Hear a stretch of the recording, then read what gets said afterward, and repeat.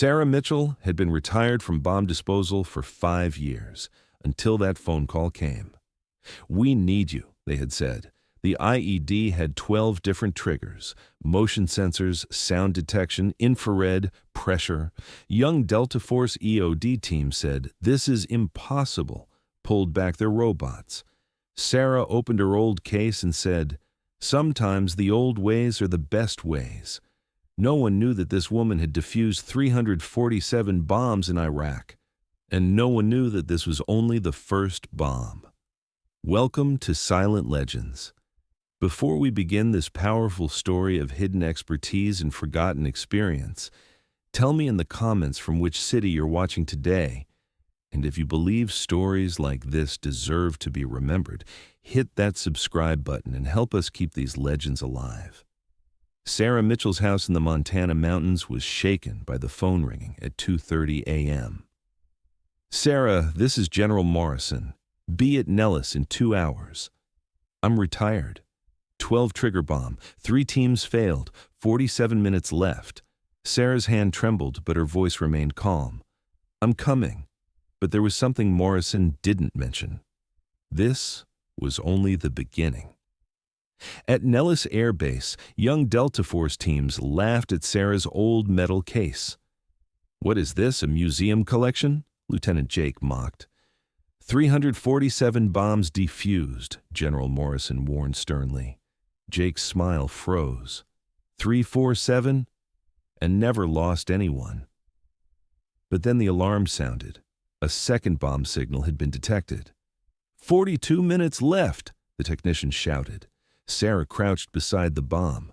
12 triggers: motion, sound, infrared, pressure, vibration, electromagnetic, temperature, light, chemical, radio, metal detector, timer. "Electromagnetic field crashed the robots," Jake explained. Sarah pulled out her old stethoscope. "Sometimes the old ways are the best." She placed the stethoscope against the bomb. 3 different rhythms came from inside. "This isn't just one bomb," she whispered. "This is 3 bombs." Jake's face went pale. "What do you mean?" But before Sarah could answer, the alarm sounded again. 3rd bomb signal. 38 minutes! Sarah's hands worked quickly. She examined under the bomb with a small mirror. "First panel here, but there's a sound sensor." She pulled cotton and special liquid from her case, placed the cotton on the sensor. "Will this work?" Rodriguez worried. It worked in Iraq, but there was only 1 bomb there. The panel opened. Inside were 12 colored cables. "Which one will you cut?" "None of them. These are fake." Then the radio crackled. "4th bomb signal detected." Sarah froze. "How many more are there?" "We don't know." 35 minutes. Sarah found the second panel, pressure censored. "If this opens, it explodes." Using thin wire, she equalized the pressure. Panel opened. Inside was a digital screen, but it scrambled as Sarah approached. "Electromagnetic field." Sarah pulled out her compass. "I'll find the magnetic center." The compass guided her. She found the main control unit. "Here, but..." Text appeared on screen. 5 bombs active, 1 defused, 4 remaining. Everyone froze. "This wasn't a test," Sarah whispered.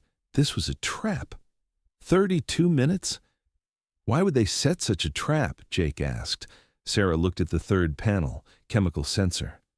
"Because they wanted to draw me here." She took oxygen from the tube, held her breath. Panel opened. Inside was a message. "Hello, Sarah. Meeting after 5 years. Phantom." Sarah's face went white. "Who is Phantom?" General Morrison asked. "My former partner. Died in a wreck. Or so I thought." The bomb beeped. Timer accelerated. Not 29 minutes. 19 minutes left. "Didn't Phantom die?" Jake asked in panic. "We worked together in Kandahar, bomb disposal operation. Building collapsed. I couldn't get him out." Sarah brought the trembling magnet to the main circuit. "He blamed me, said, 'You abandoned me.'" She placed the magnet. Timer stopped. "Did we succeed?" Screen changed. "First bomb defused. 4 bombs active. New target school." "School?" Morrison grabbed the radio. "Evacuate all schools." But it was too late. New alarm. 15 minutes to first school bomb explosion. Children at school are being evacuated but won't make it in time, came the radio voice. Why is Phantom doing this? Jake asked. Because there were children I couldn't save in Kandahar, Sarah's voice broke. Helicopter prepared. Sarah took her case. But how will we find the bombs at school? Sarah pulled out an old device from her pocket. Phantom's signature is always the same. This detects it. Helicopter took off. Below, 4 schools were visible. Which one? Device pointed to Lincoln Elementary. There. Land ! 12 minutes left. School was being evacuated, but 200 children were still inside. Sarah ran, found the bomb in the gymnasium. This is different, much more complex. 18 triggers, even motion-detecting cameras. Impossible, Jake had arrived breathless. No, Sarah closed her eyes. I know Phantom. He always leaves an exit. She placed the stethoscope, listened. Calibrated to children's voices. If a child cries, it explodes. Outside, children had started crying. 9 minutes. Sarah found the hidden panel at the bomb's base. Inside, Phantom's handwriting. Last chance, Sarah. Save me or they all die. 8 minutes. What does it say? Jake asked. Phantom is still alive, and to stop the bombs, I need to save him. Sarah opened her device. Phantom's signal was coming from old tunnels. But if I go there, who will defuse this bomb? Jake panicked. I can't do it. You must. Remember what I taught you. Sarah gave Jake the stethoscope. Listen, follow the rhythm. Think of the child inside. She ran out. 6 minutes left. In the old tunnels under the school, Sarah was running. Phantom! Where are you? I'm here, Sarah. He emerged from the darkness, half his face burned, in a wheelchair. I waited 5 years. Stop the bombs. Children will die. You left me to die. I tried to save you. The building was collapsing. Phantom showed the remote in his hand. Apologize. Apologize for abandoning me in Kandahar. 4 minutes left. Okay. Sarah fell to her knees. I'm sorry. I'm sorry I couldn't save you. Phantom's eyes filled with tears. Was this enough? Yes. Now stop the bombs. Phantom pressed the remote. School bomb was disabled. The other 3 bombs?